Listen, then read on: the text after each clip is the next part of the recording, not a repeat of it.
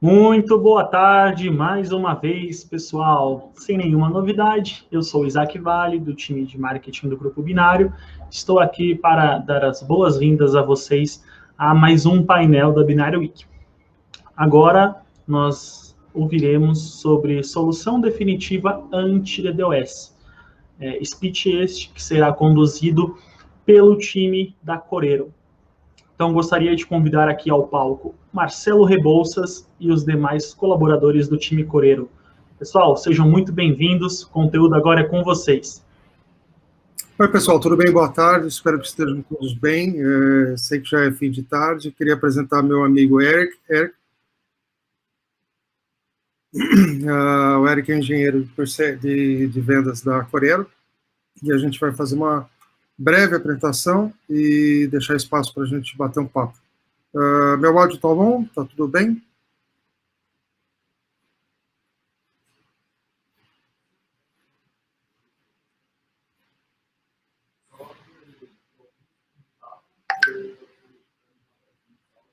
Ótimo, que bom. Bom, pessoal, muito obrigado por estarem todos aqui. Queria agradecer a Binário pela oportunidade, a Corero por essa oportunidade. Apresentar um pouquinho de quem é... Opa! Estou com uma apresentação automática aqui. A Corero é uma empresa especialista em segurança anti-DDoS, ela só faz isso, tá? Ela não faz outra coisa que não seja isso. É líder nessa área. E é uma empresa que está listada na Bolsa de Valores em Londres, a sede em Londres, mas também tem escritórios em Boston e em Edimburgo. Tá? É uma empresa que investe aproximadamente 20% de tudo que ela fatura em pesquisa e desenvolvimento, ou seja, é uma empresa que está o tempo todo preocupada em desenvolvimento, em novidade, em inovação, tá? E ela está em mais de 40 países, incluindo aqui no Brasil, né? E atende principalmente empresas de telecomunicações, hospedagens, e data centers, e esse tipo de coisas. E a Corero tem parcerias estratégicas, por exemplo, com Juniper, Neostar, que é uma empresa de cloud, para soluções cloud, e a Splunk, que é uma empresa de análise de dados, que eu vou apresentar daqui a pouco. Bom, um pouquinho da evolução do DDoS, né? Quando começou o estudo, lá em 1993, acho que todos nós aqui conhecemos bastante isso aqui. Eu vou começar a falar a partir da Olimpíada do Rio de Janeiro, que teve um ataque violento em 2016, foram, acho que, 540 gigas, foi um ataque pavoroso, que quase que inviabiliza a abertura dos jogos, e a coisa vem evoluindo de forma escalada e não tem parado. A gente tem visto os ataques que têm acontecido contra vários institutos do governo brasileiro, né, contra ministérios e inclusive contra o Tribunal de Justiça. A gente tem visto o que está acontecendo ultimamente, né. Bom, um pouquinho do que acontece nesses ataques, né, que 8% dos ataques são assim, de múltiplos vetores, né. Esses ataques são terríveis, porque eles são muito rápidos, 98% deles têm menos de 10 GB de acesso, ou seja, são ataques que acontecem em segundos, minutos, e quando você vai ver, a sua disponibilidade já era, né.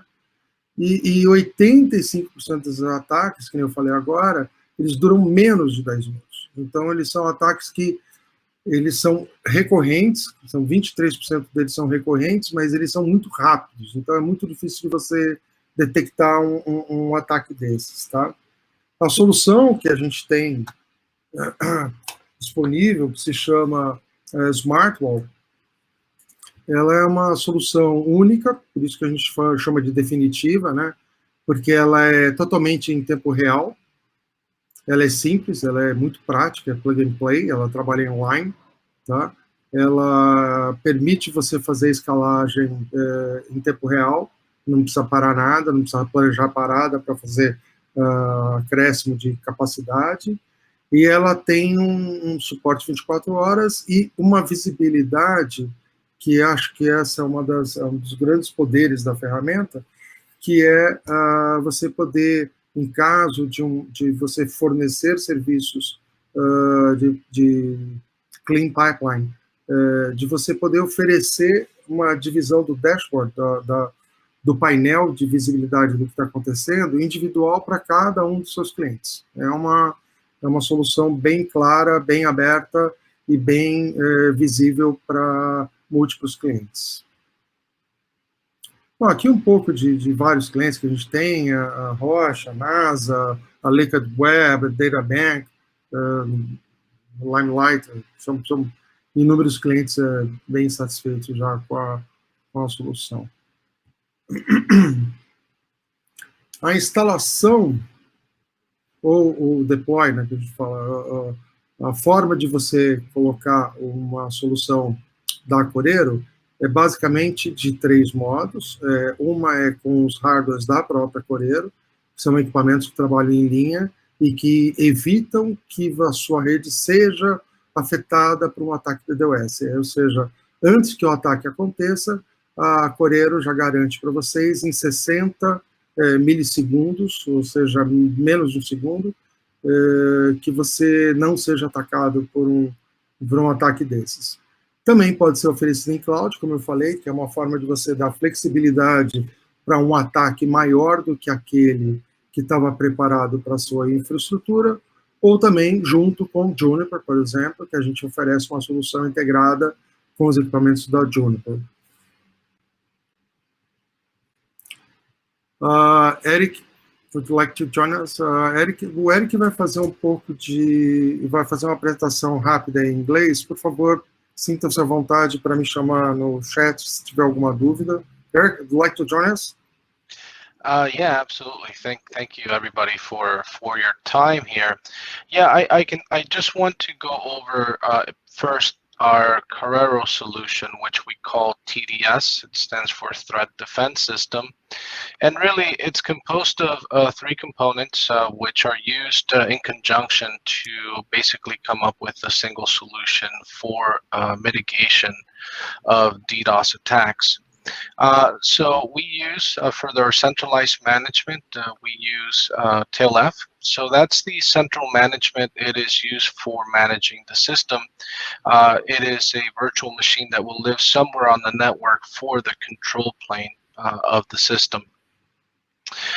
Then the next appliance you see is the actual mitigation device, and we'll talk a little bit about the different deployment options that are available depending if you're an enterprise or service provider or what makes sense, right? But we have various different deployment models, and the NTD is the enforcement appliance. So this is typically a physical appliance that will live somewhere on the network, but close to the perimeter edge in order to be the most effective.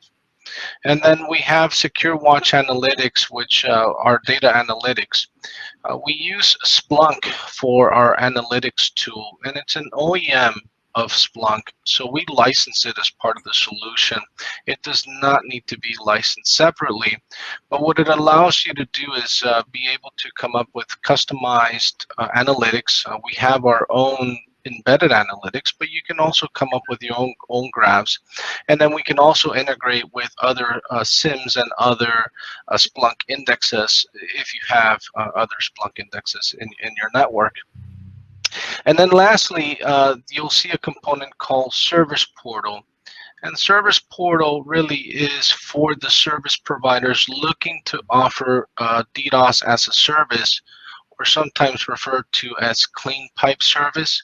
So this is where you as a provider will mitigate attacks on your network and then be able to bill the downstream enterprise customers for mitigating that attack. Right, so a lot of providers are looking for this type of solution, and we've had it for quite a long time, and we have a lot of customers that are using this today successfully in order to deploy clean pipe service to their downstream customers. We can skip to the next one, Marcelo. So really what this talks about is our ability to be able to analyze the traffic. Basically, it gives us full visibility of the traffic into a central management system. So what we're talking about is being able to enforce at the perimeter edge, being able to not only get analytics of the systems, but be able to provide forensic detailed reporting on all the events that are happening around DDoS. We can go to the next one. So briefly on the deployment options, and I will not spend too much time here because we could get into a lot of the technical details, but this is our preferred method of deployment, and it is where we sit physically in line at the perimeter edge. And we have to keep in mind that our appliances are carrier grade, which means that we process packets really fast. So when we're physically in line, we process packets in less than 60 microseconds. So that's 0.06 milliseconds. So it's really, really fast. And then we also have fail-safe tools like zero power bypass to make sure that if there is a failure, that we don't affect the transit internet links. So they will continue to work using mirrors. So what this allows us to do is to implement at the perimeter edge and mitigate attacks without having to use up additional interfaces or implement any rerouting tools. So time to mitigation is instantaneous. There is no wait to mitigate, right? We can start mitigating right as the attack starts. Now we can go to the next one. Just a little bit, pessoal, pode ficar à vontade para fazer qualquer pergunta no chat. Eu estou aqui para facilitar. Só queria salientar esse fato. A gente trabalha com 60 milissegundos para fazer inspeção e limpeza, ou seja, a gente não deixa nenhum tráfego passar para os seus roteadores de borda que seja um tráfego infectado, ou seja, em 60 milissegundos a gente detecta, limpa e entrega o fluxo. Next one. And that's microseconds, not milliseconds. Yeah, microseconds, microsegundos, desculpa. Thank you. Eu tô muito preocupado porque esse meu amigo está entendendo tudo já de português, a hora que ele começar a falar eu perco meu emprego. That's good. Not yet. Almost. So yeah, if we go to the next one, yeah, that one. So this one is just a different deployment model where we're close to the perimeter edge, but we use things like VRF or policy-based routing to redirect the traffic. But in essence, we are still instantaneously mitigating. We can go to the next one. We can breeze through these. So the next one is more traditional to probably if you've been around other DDoS solutions. So this is probably closer to what you're used to. We can do something similar, right? So we can actually use a detection using sample packet mirrors and then be able to redirect using BGP. The reason I say we prefer this method as the third or fourth option is because of the time to mitigate. There is a little bit of a delay there, just like the other solutions have today. We believe our other methods are more efficient, but we can do the detect and then be able to redirect when we use sample packet mirrors. So it's different than using NetFlow. NetFlow uses flow information using IP header info only. With sample packet mirrors, we're actually doing the detection based on the entire packet.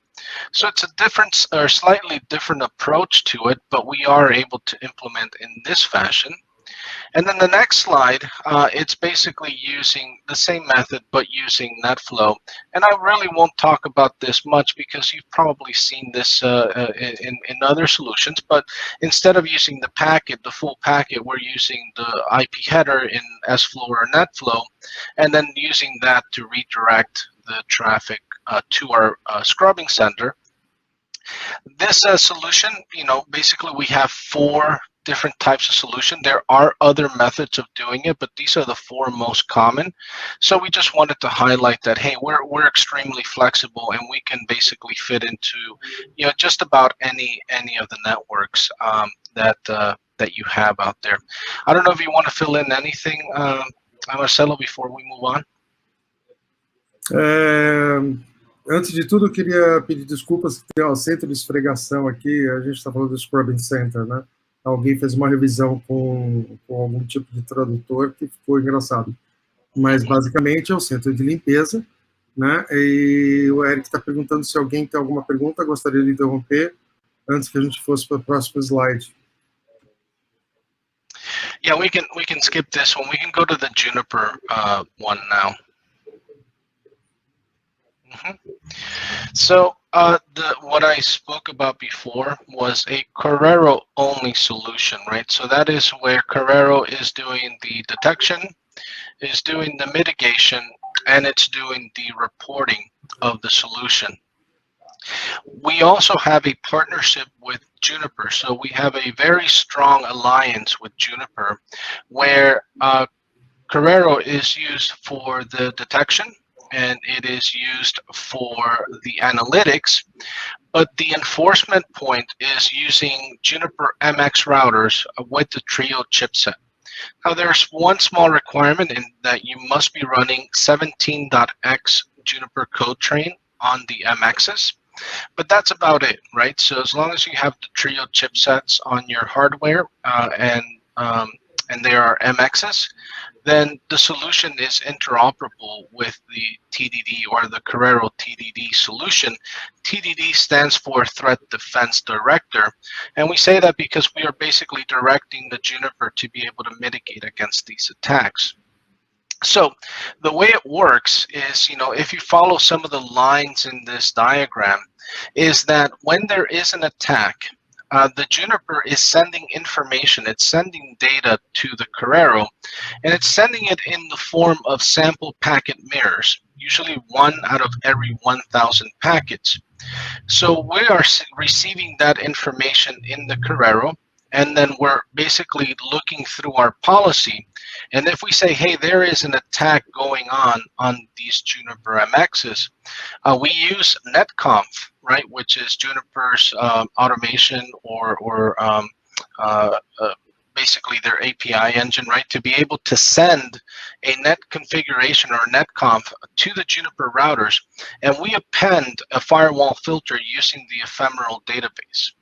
So what happens is that we apply a very specific filter on the Juniper MXs, basically turning your MXs into the mitigation device. So the attack is blocked right on the Juniper routers. And we have to keep in mind that when we do firewall filters on Juniper MXs, they are done at line rate, and there is no impact to CPU because it's done on the line card processing. And you have the ability of mitigating all the way up to port capacity on every single interface. So if you have, you know, 10 100 gig interfaces, you know, as an example, if you're a really big provider, that means you can block, you know, that much bandwidth on your solution, right? It's basically whatever the capacity or the limitations of the line cards are. So you are blocking at line rate on port capacity. So it is extremely viable to be able to grow, you know, into the multi-terabits, right? So right now, 40 terabits is about the biggest that is supported, and that's just because we haven't tested beyond that, but it could grow beyond that if need be, right? So, you know, we're talking about, you know, very big scalability here. If we go, yeah, go ahead. A couple of questions that I've got in here, some that I'm going to answer in Portuguese, if you don't mind, and some that I'm going to share with you. Sim, uma das perguntas que chegou para cá é se a solução da Corero é física. Sim, são hardwares da Corero, são hardwares bem pesados e que são instalados em linha, conforme, se vocês me permitem voltar aqui no primeiro desenho, são hardwares que a gente instala em linha antes de chegar nos borders, nos roteadores de borda. Ou seja, todo o fluxo que passa já é fluxo livre de ataques, tá? A segunda pergunta que veio para mim é se a solução ela é virtualizada. Não, a gente não faz virtualização. A gente tem basicamente duas soluções. Uma é do nosso próprio hardware, do hardware da Corero, e a segunda solução é essa integração, essa parceria estratégica que nós temos com a Juniper, onde nós fazemos a detecção, como estava explicando o Eric agora, e informamos os roteadores de borda da Juniper, os MX, que estão no backbone, respondendo já a terceira pergunta, para fazer a mitigação. E a quarta pergunta é se é possível contratar a solução como serviço. No Brasil ainda não, por enquanto, mas pode mudar muito em breve. So Eric, the questions were if we can virtualize the ambient, the environment, and if we can contract this as a service. And the answers were no, we cannot virtualize that, and we do not have as a service in Brazil right now, but things may change in the future. Yeah, so just one correction, and I apologize. So Nope, go ahead. Yeah, so the if you go back to the slide showing the physical hardware, the NTDs. Yeah, that one. Any one of those is fine. So yeah, so the NTDs for most deployments are hardware. We do have a virtual NTD, and that is going to be more for the enterprises that are 10 gigs and less. We can actually do virtual NTDs, but for most of our customers, physical appliances is what's recommended, right? So we typically do physical appliances, but yes, we can virtualize the NTD appliance, which is the one that's going to see the packets. When we go virtual, instead of being able to scale up to 100 gig and 160 million packets per second, the virtual reduces to only 10 gigs of capacity, 30 million packets per second.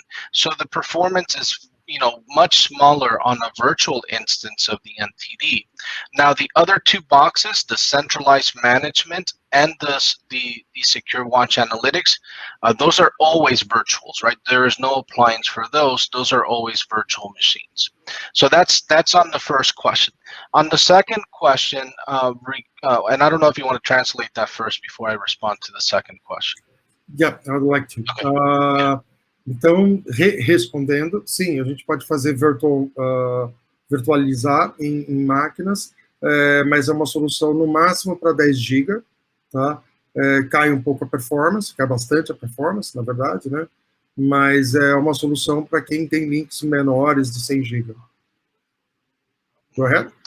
Yeah, so the second question, if we offer this as services, so what we offer is the ability to manage the solution for those customers that need that, right? So we do have a managed service solution where we can deploy the hardware, we can deploy the software that's required, and then our SOC can basically take care of monitoring. If there isn't a DDoS attack, basically logging in and taking care of that attack on behalf of the customer. So we do have that capability, and it is it could be a completely managed solution for the customer. And I'm not sure if that was the question about if this is offered as a service, but we do have that offering. Nós temos também essa solução, que seria uma solução de gerenciamento, mas aí não estaríamos fazendo o serviço completo, a gente consegue fazer a identificação como serviço e fazer o gerenciamento dela. Yeah, so if we go back to the Juniper slide, the TDD, yeah, so the first one we showed you was attacks coming from the outside in. but the Juniper can also be, if you go to the next slide, sorry, Marcelo. Yeah, we can also look at traffic from the inbound, outbound, and this is more for service providers that may be looking for attacks, region to region, or maybe attacks that are outbound. So it doesn't apply all the time, but it is something that the Juniper solution can also play into, is being able to monitor those outbound attacks and apply filters on that as well. If we go to the next slide, I won't spend too much time talking about this, but this is how Juniper and Corero interact, the different flows. So you'll see there from the router, we have the sampled packet mirrors, 1 out of every 1,000. We're also receiving telemetry from the router, and then we push configuration with the multi-tuple and the payload matches to the Juniper using that conf. Right, so that's how we update the ephemeral database, the firewall filters using the ephemeral database. So any questions on the Juniper TDD solution? Actually, Eric, I have a technical question here, which is,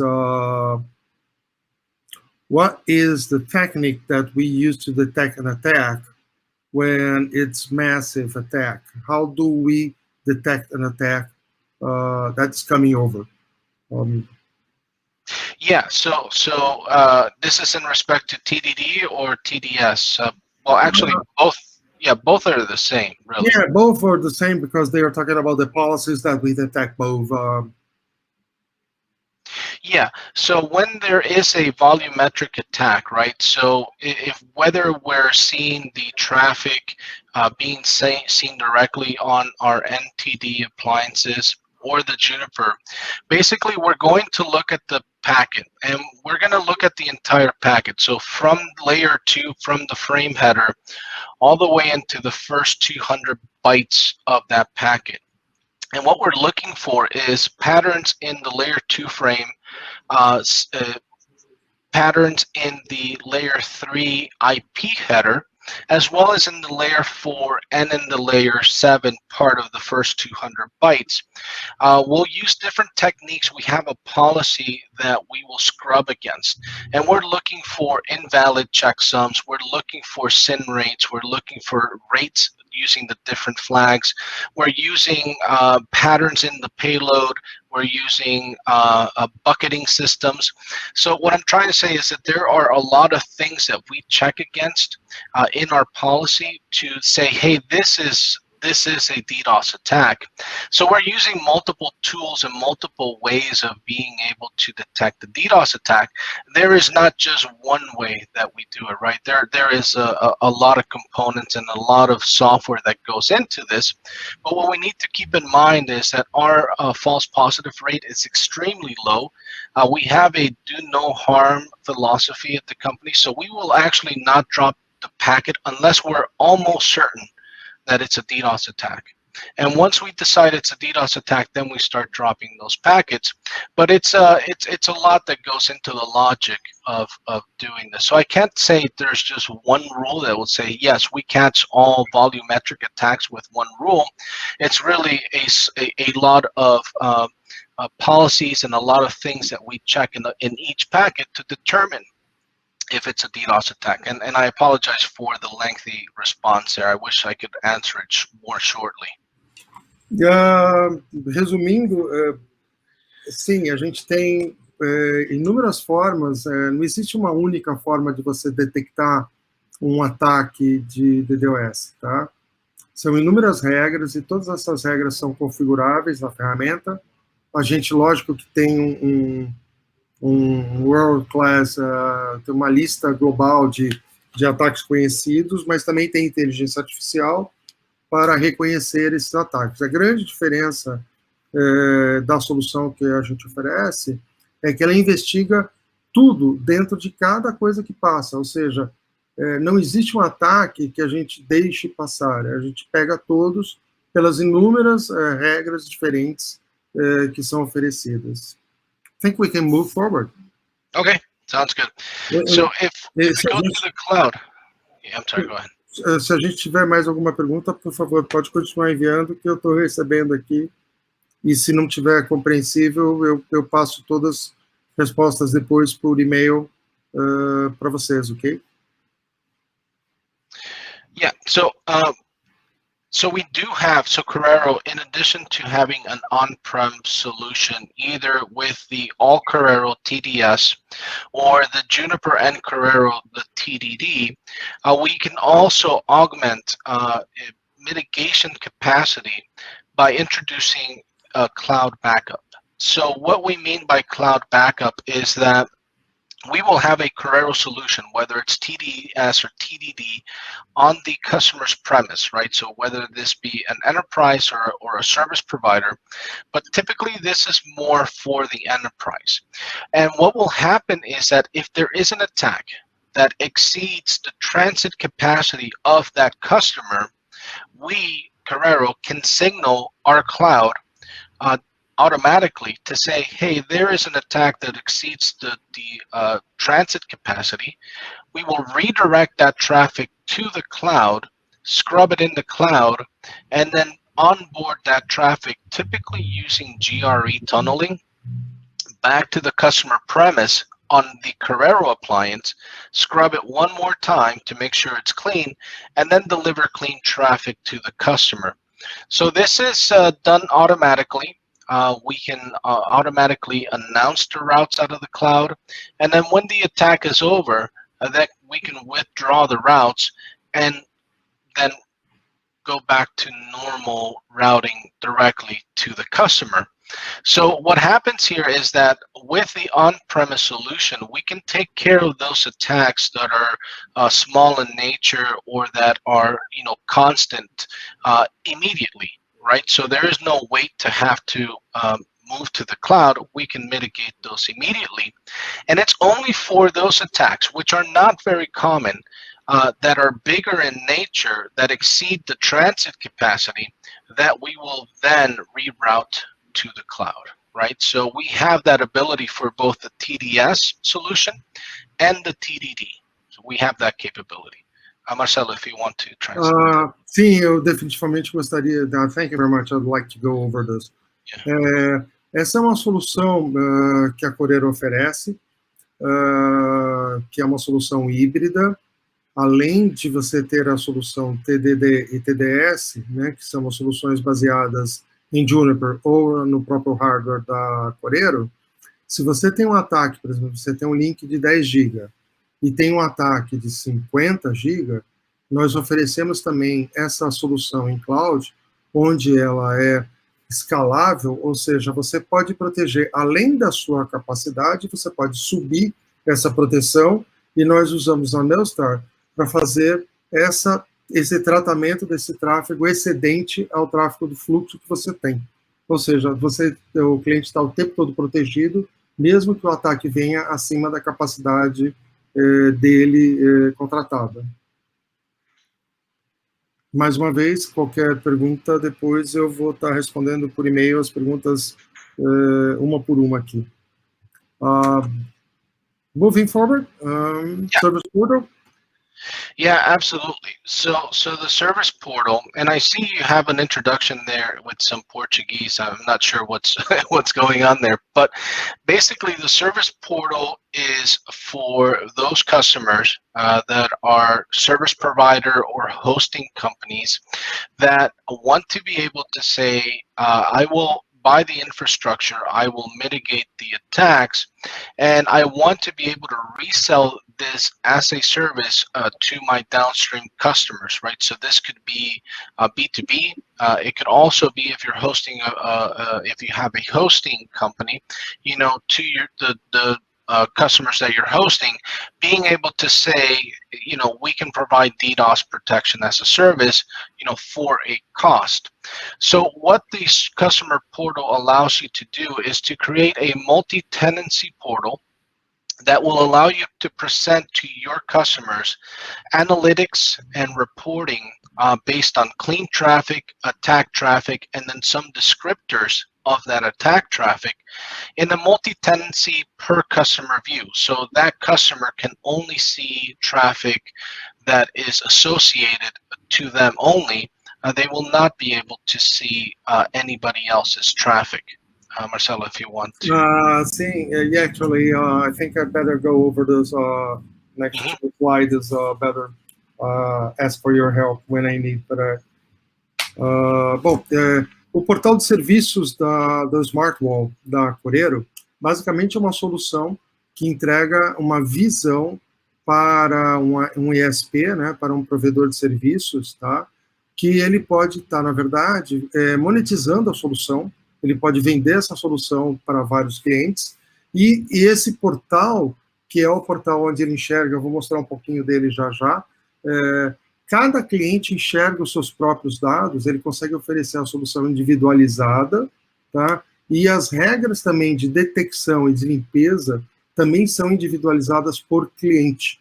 Ou seja, cada cliente que vocês têm, ele pode receber um tipo de produto diferenciado e um portal específico para ele, onde ele vai enxergar somente os dados dele, não enxerga os dados dos outros, e ele tem a solução o tempo todo na mão dele, em tempo real. Ok? A forma como esse portal trabalha, basicamente, é essa. Would you like to go over this very fast, Mr. Eric? Yes, absolutely. So what this diagram shows is the flow of data in order to be able to provide the multi-tenancy view per customer. So the NTD, going back to some of the conversations we had earlier, is the appliance that is the detection engine. This is what sees all the packets, whether it's a TDS or a TDD solution. We are seeing the packets here. We then send analytical information upstream to our Secure Watch analytics. So this is where we provide the reporting internally for your SOC, your NOC, or your engineering group, right? This on the Secure Watch analytics. This is where all the forensic analytics happens. But we extract data from there into our service portal on a CIDR block basis. So, if you say your customer has CIDR block x.x.x.x/24, we extract data for that /24 CIDR and then present it to the customer so that only they can do it. Only they can see it. So it's a multi-tenant where each tenant has views of their own data or their own CIDR blocks only, and then it provides them analytical information so that you as the provider can show to the customer exactly what service you're providing, meaning how many attacks they've had and how much traffic you've mitigated for them. So if you go to the next slide, we can show a couple of screenshots of what this looks like, right? So this is what you as the provider will yeah, go ahead. Very quick. Só voltando um pouquinho, isso aqui é uma visão dos portais que das visões que o portal oferece para os clientes, tá? Desculpa, isso foi uma mensagem da esposa que apareceu aqui agora. Mas são várias visões. Eu vou mostrar para vocês 2 slides basicamente, mas são inúmeros, tá? E essas visões são as visões da quantidade de ataques que aconteceram e da quantidade de mitigações que houveram, ou seja, de fluxo livre que foi passado adiante, nesse caso aqui, nesse exemplo, tá?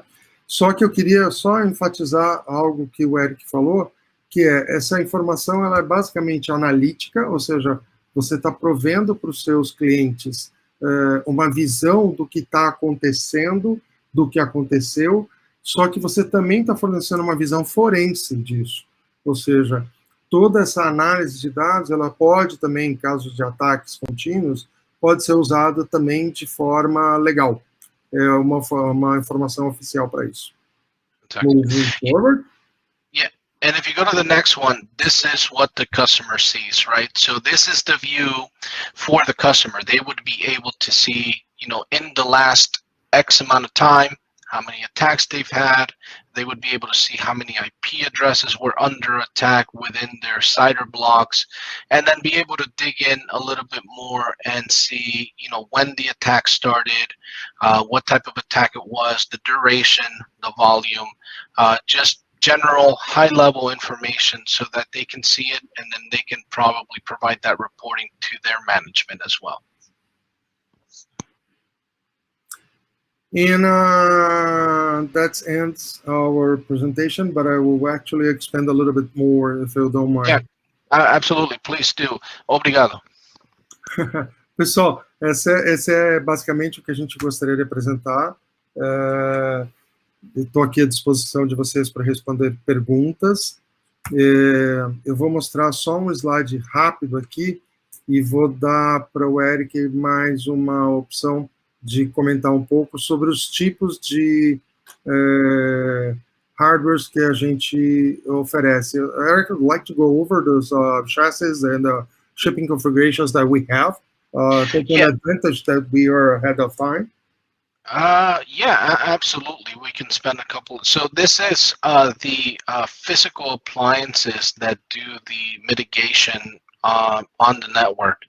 So we do have at the top the 100 gig option. So those come in two modes, right? We have it with a built-in zero power bypass. So this is when we're physically in line and we want to connect the transit links, say from the provider, directly into the Corero appliance, and then connect from the Corero to the router. So with the zero power bypass, what it allows us to do is to not utilize any extra ports on your network.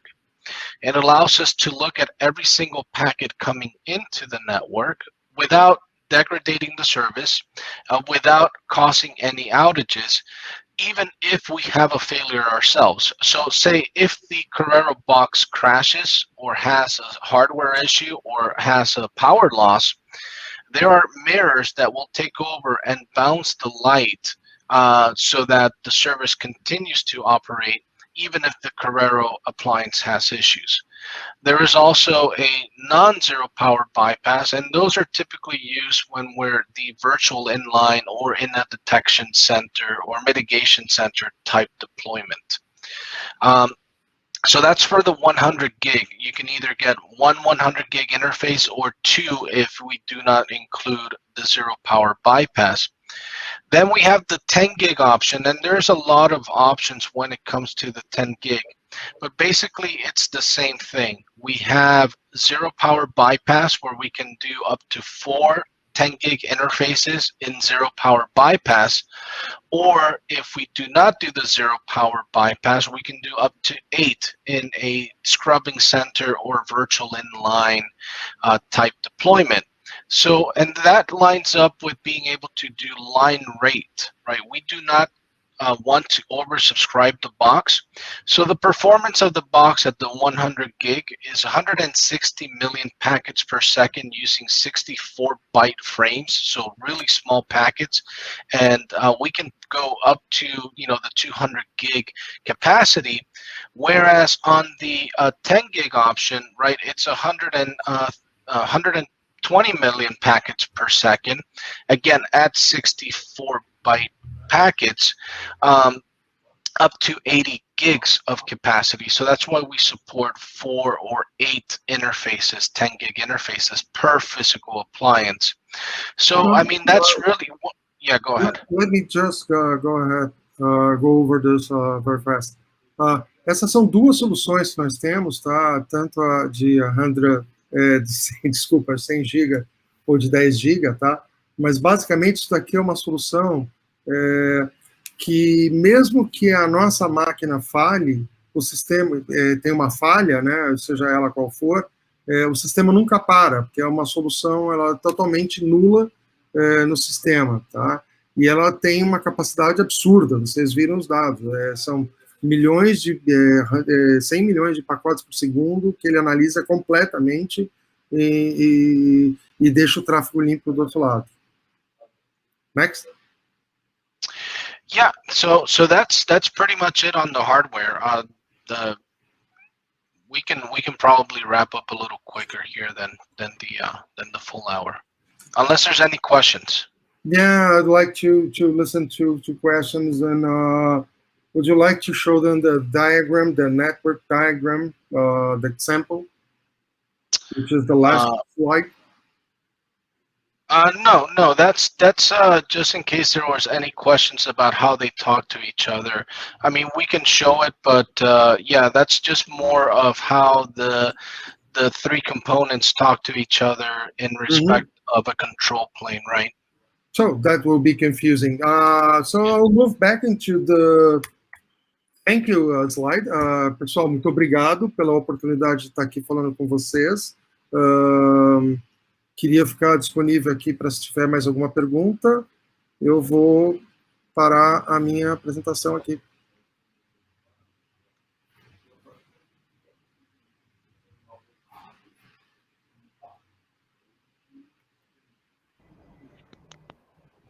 Olá, muito boa tarde, muito obrigado, Marcelo, pelo seu conteúdo que você nos trouxe aqui hoje. Thank you, Eric, for your time. My pleasure, thank you. Thank you. De fato, foi de grande valia a participação de vocês. Não me recordo de ter ouvido, você deixou alguma forma de contato, seu e-mail, seu LinkedIn? Meu e-mail é marcelo@lotier. Eu vou colocar no chat aqui. Produção, se vocês puderem replicar no chat das streams, tá, o e-mail do Marcelo, por gentileza. E eu fico à disposição para responder todas as suas perguntas novamente, por e-mail, para quem quiser. Excelente, muito obrigado. Se quiser fazer mais perguntas também, eu divido também o e-mail do Eric depois. Excelente. Então, pessoal, a produção irá dispor aí nos comentários dos streams o e-mail do Marcelo, né, para que vocês tenham o contato dele. Lembro também que a Corero, como uma das fabricantes patrocinadoras aqui do evento, dispõe de um stand online, certo? Onde por lá há as opções também de contato por meio do forms de contato do site deles, tá? Então, visitem o stand da Corero. Mais uma vez, muito obrigado, time Corero. Gostaria de agradecê-los por este momento aqui conosco, por este espaço na agenda de vocês. Muito obrigado, espero aí construir um relacionamento de longa data com vocês. Agora, produção... Só uma última pergunta que apareceu aqui. Qual é o tempo de retenção de dados sobre ataques? Se é possível uma área de armazenamento e análise externa para um histórico mais de um ano? Sim, naturalmente já guarda um histórico por mais de um ano, tá? E o tempo de retenção é de acordo com o tamanho do hardware que for disponibilizado para isso, para fazer o analytics, tá? Mas o hardware normal é bem mais de um ano. E, como eu disse, a informação é forense. Ou seja, toda a informação pode ser usada legalmente. Excelente. Então, tá aí, ó, última resposta do Marcelo. Muito obrigado a todos. Produção, pode me manter no ar, Marcelo. Muito obrigado. Excelente, pessoal. Então, aí mais um conteúdo muito interessante aqui para a Binário Week. O penúltimo conteúdo do dia. E como prometido, após este conteúdo, eu darei o spoiler para vocês sobre o sorteio da Alexa. Então, às 18h15 de hoje, eu sortearei a Alexa por meio do link em que eu tenho feito todos os sorteios. Produção, eu vou jogar o link aqui no chat mais uma vez por desencargo de consciência, porque me parece que ele mudou, né? A gente disse que não vai mudar, mas parece que mudou. Então, para evitar qualquer problema, se vocês puderem considerar este novo link, de fato é o que eu sei que vai funcionar, né? Então, já estou aqui aceitando respostas. A produção subirá o link nas plataformas de transmissão, então na Fitoplay e no YouTube. Deixe-me ver aqui se no YouTube já subiram. Perfeito, no YouTube o link já está disponível. Vejamos agora na Fitoplay. Só um segundo que eu preciso fazer meu login. Afinal, né? Transmitindo aqui, olhando aqui, a gente tem que ter 4 braços nesses momentos, mas é por algo bom, né? Por uma causa em comum aqui. Vamos ver lá no chat. Aparentemente no chat da Fitoplay também foi inserido. Excelente. Então nós vamos a um rápido intervalo. E às 18h15 eu retorno para o sorteio da tão esperada Amazon Alexa. Pessoal, preencham E às 18h15 nós retornamos com o stream. Muito obrigado e até já.